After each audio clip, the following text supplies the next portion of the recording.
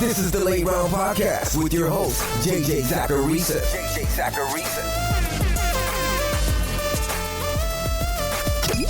What's up, everyone? It's JJ Zachariason, the editor-in-chief at FanDuel and at NumberFire.com, and this is episode 155 of the Late Round Podcast, one of the many shows that are part of the NumberFire Podcast Network. Thanks for tuning in. What we believe about the NFL and fantasy football in May, June, and July can and will change as we finish up August. And why shouldn't it change? The way I feel about a player or a team during the month of May of a given year shouldn't have to be the same as what I feel in August. Things change. Whether it's my own research, the way a player is playing in camp, an injury, so many factors go into a player's fantasy football stock rising and falling. And it makes no sense to be stubborn. I say all the time that you and I are going to be wrong in fantasy football, and that's okay. It's okay to be wrong. What's not okay is knowing that you were wrong and then not correcting the mistake because you just hate being wrong. So today, I'm going to be correcting some of my off-season mistakes. I'm going to look at situations across the league where I've changed my stance on players, whether it's due to preseason play or just seeing things differently through the perspective of each team. Because if my analysis says player X is good, but if player X's team doesn't like him, then my analysis doesn't matter as much. Volume is what's important in fantasy football. Before we get going, I wanted to remind you guys about NumberFire Premium. With NumberFire's customizable draft kit, you can just enter your league settings and get a custom draft board tailored to you. Plus, with NumberFire Premium, you get risk profiles, auction values, tier sheets, expert rankings, and so much more. That doesn't even include NumberFire's award-winning DFS tools, gambling picks, and premium content that also come with NumberFire Premium. First-time users can use promo code CHAMPION at checkout and get their first month of premium for just $9.99. That's promo code CHAMPION. Visit numberfire.com/premium for more details. Of course, I'm going to start this show off by talking about Rashad Penny and Chris Carson. My immediate post-draft feelings about Rashad Penny was that he was the second best rookie running back in fantasy football. And that was because I thought he was one of the better backs in the class despite his pass protection woes, and I made the assumption that a team with holes like Seattle, a team willing to spend a first-round pick on a running back despite those holes, would then feature that running back. And I do want to address the idea of draft capital really quick. The sole pro-Rashad Penny argument is not, he was drafted in the first round, therefore he's going to see a lot of work. It's that in Seattle's case specifically, to actually go out and spend a first rounder on a luxury position despite plenty of holes on that roster to fill, we should assume that they'd want to feature him. We should assume they didn't necessarily like what was on their roster. But what I think happened is that Seattle doesn't understand the value of a running back in football, thinking that a running back can drastically change a running game when we know that offensive line play is far more important. And then all the while, since they thought that, they also didn't see adding depth at that position in the first round was that big of a deal. That even if Chris Carson was a stud in any way, it was fine to burn that first rounder because if running backs themselves can improve that aspect of the game, the more the merrier. And then the Chris Carson hype started. He looked like he never got hurt last year, and the coaches continuously talked him up. So to Seattle, that first-round pick that they spent on Rashad Penny was still well worth it, even with a healthy Carson. But to someone like me, I'm sitting here tilting my face off because an NFL franchise seems to think that a running back is going to allow them to be this effective rushing team.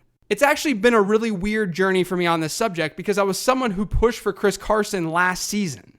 You can go back and listen to old podcasts to hear that. But in trying to be objective this year, I recognize that number one, he only ran the ball 49 times last year after not having a big college sample. And number two, Carson was better than his teammates last year, but it's not like he was Marshall Faulk. His success rate was still a well below average one in the league, and while that definitely has to do with offensive line play, it wasn't light years better than what we saw from someone like Thomas Rawls. It was 5% higher, but we're also talking about Thomas Rawls. Basically, I think throughout the summer, my process wasn't totally off, but it wasn't fully correct, so I'm correcting it now. The injury to Rashad Penny is important even though it's a minor injury. If he can't get consistent reps, then that's going to hurt his ability to produce at the start of the season. And that's going to allow Chris Carson to emerge. And in a league where running back production can come from everywhere, that's scary if you're a Rashad Penny owner. If I knew for a fact that one of those two backs would see a huge workload, then the running back in Seattle would be an attractive one for fantasy purposes. But if we're looking at a split backfield now, and maybe even CJ Prosise getting more involved, then I don't want a lot to do with this backfield given the offensive line situation. So I went from Rashad Penny could easily be this year's number 2 rookie running back to I'm generally avoiding this backfield. If Penny's ADP falls enough, I might try to snag him just because I do think that he still has the most upside in that backfield. But at their current ADPs, I'm just not a huge fan. Sometimes in fantasy football, you have to side with the less talented player. Talent means something, and your evaluation of player talent is important, but it's definitely not everything. And that brings me to the Green Bay Packers backfield. If you're new to the show, then you may not know that this is actually an Aaron Jones podcast. Jones was a big hit in my prospect model last year because his college production was absolutely insane. And then when he hit the NFL field, he was one of the most efficient running backs the Numberfire database has ever seen. Granted, it was a limited sample size, so we can only take away so much. But there's a backbone there in that he was a very productive college running back. But Aaron Jones is suspended for the first 2 games of the season. When the suspension first came out, I was still okay with drafting Aaron Jones ahead of Jamal Williams because Aaron Jones is, to me, easily the best running back on that team. But Jones has also dealt with a hamstring injury, and that combined with the suspension has scared me off a bit. So just so everyone's aware, I'm most definitely targeting the Green Bay backfield for reasons that I talked through on my Spotting a Breakout Running Back podcast. It's going to be a good offense, there will be points scored, and the average cost for each Packers running back is not all that substantial. But I'm getting just as many Jamal Williams shares as I am Aaron Jones shares. And I'm getting some Ty Montgomery as well. I'm basically walking away from almost every draft with some piece of that backfield because if one of those backs sees a consistent workload, he could be an RB1 in fantasy football. It's unfortunately not just Aaron Jones or bust for me anymore. One of my favorite fantasy football values in June was Rishard Matthews. He's part of an offense that's going to see positive regression from a passing standpoint, and over the last 2 years, Rishard Matthews owns 2 of the top 30 wide receiver touchdown share marks, all while seeing at least 17.5% of Tennessee's targets each year. And that target share number would actually be higher if he played a full season last year. But Matthews has been sidelined with an injury. He's not on the field. And that's allowed Taywan Taylor to see first-team reps, and Taywan Taylor is good at football. As a prospect, I actually had him as a top 5 receiver in last year's class. I admittedly liked Taywan Taylor more than I liked Cooper Kupp. But in college, Taylor had well above average marks in receiving yard share, yards per game, reception share, and touchdown share. And now there's a chance that he'll be starting in an offense that has an unproven number 1 wide receiver in Corey Davis, though I do love me some Corey Davis, and a tight end in Delanie Walker who's already banged up. And like I said, Tennessee has positive regression coming in the passing department after rushing for more touchdowns than they threw for last year, and Marcus Mariota having a 2.9% touchdown rate when his previous single-season career low was 5.1%. All of this makes me really, really interested in Taywan Taylor. I'm trying not to leave a draft without him. I've also got to talk about Christian McCaffrey. I know I keep referencing my prospect model, and you guys probably roll your eyes every single time that I mention it, but Christian McCaffrey is actually a top 5 prospect in said model over the last 10 seasons. It loved him, and I love him. According to Graham Barfield of Fantasy Guru, McCaffrey's played 80% of Carolina's first-team snaps so far in the preseason, and he's handled 83% of the running back touches for that first team. And he's also seen goal line work, which is not something that he saw last year. In 2017, McCaffrey had just 2 goal line rushes compared to Jonathan Stewart's 15. McCaffrey had as many goal line attempts as Cameron Artis-Payne. If you're not excited by this usage, then you probably just don't like Christian McCaffrey. Now, I don't think McCaffrey is about to see Le'Veon Bell type usage, and the Panthers have plenty of offensive line woes that should worry us. But McCaffrey's moved up in my rankings and projections from a lower end RB1 to a pretty firm one. I think he's right there in the tier with Dalvin Cook now. And by the way, Numberfire Premium members can get my tiered rankings, which are updated each Monday on the website. If you listen to my Players to Avoid podcast, then you probably heard me say that I don't really understand why people are drafting Carlos Hyde ahead of Duke Johnson and Nick Chubb. The Duke Johnson point still remains, but I've cooled off on the Nick Chubb thing after seeing Hyde playing so consistently with the first-team offense for Cleveland. I don't think Hyde's necessarily a target in fantasy drafts, though. To me, he's still got capped upside given Duke Johnson's presence, and then it's not as though Nick Chubb is going to see 0 work this year. And I do think that you could still argue that Chubb has more upside than Hyde, just because if they decide to move to Chubb as the back seeing more early down work, they more than likely wouldn't just move back to Carlos Hyde. And Nick Chubb is a fantastic prospect.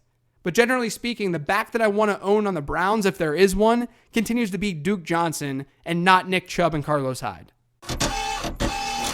A player that I touted on my Players to Target podcast before the preseason started was Nyheim Hines. And well, Nyheim Hines has struggled holding on to the ball in the preseason. And if you're a rookie who can't hold on to the ball, you won't see the football field. The Colts haven't found a ton of success on the ground in general through their first 2 preseason games. Not that you'd be drafting Hines because he'd take a big early down role, but Jordan Wilkins has rushed the ball 13 times for 47 yards, and Christine Michael has gone 10 for 33. So as of right now, unless it's a super deep league, I don't think you can draft Hines. Jordan Wilkins is still very much on my radar, especially with the Marlon Mack injury, and dare I say, maybe a late round dart could be spent on Christine Michael. But like I said a month ago, in general, even if Marlon Mack is back, this is probably a backfield that's a committee this year. And I don't know how effective they're going to be, just given how good they've been running the football so far in the preseason. So now that those are out of the way, I'm going to do a little rapid fire of players who have seen their stock rise and fall over the last month. I'm completely avoiding Devontae Parker in drafts with all the negative news surrounding him. And while I'm at it, you guys, please draft Kenny Stills. He's one of the best values in fantasy football right now. I'm not overly concerned with the comments about Latavius Murray and Dalvin Cook being a 1-2 punch this year, but I do think that there's some concern about Latavius Murray stealing goal line work from Dalvin Cook. Of the 43 running backs with 30 or more goal line carries since 2011, Latavius Murray ranks 13th in conversion rate. I still have Cook about where I had him in July, but it's something to remember when you are drafting. Michael Gallup has looked really, really impressive in the preseason, and while I do see some notes from people saying that he may not see snaps right away in that offense, I just have a hard time believing it just given his talent. He was another player who did pretty well within my prospect model, and I think that he's a perfect late round wide receiver target on a team that has a ton of problems with their pass catching positions. So Gallup is most definitely a riser. And speaking of rookie wide receivers, how about James Washington? Washington's college production and efficiency was otherworldly, and his play on contested balls has been fantastic during the preseason. The dude is balled out. I think he can slip directly in that Martavis Bryant role, and Martavis Bryant saw over 14% of the team's targets last year in 15 games. I don't think it's irrational to think that Washington can actually hit the 80 target mark this year, all while allowing Le'Veon, AB, and Juju to all eat. He's another late round target, especially if you've got deep rosters.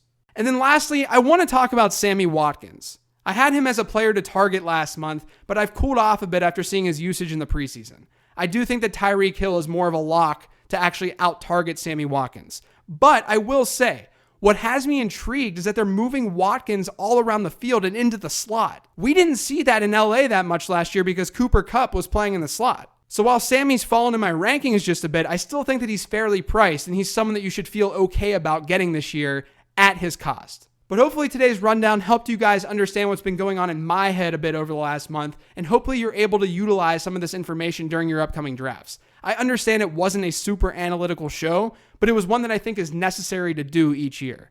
If you've yet to subscribe to the Late Round Podcast, make sure you are by searching for it on iTunes, Google Play, SoundCloud, TuneIn, and Stitcher. And make sure you're following me on Twitter at LateRoundQB. If you have any questions for this week's mailbag show, you can hit me up on there or email me at jj@numberfire.com. Thanks, everyone. I'll talk to you later in the week.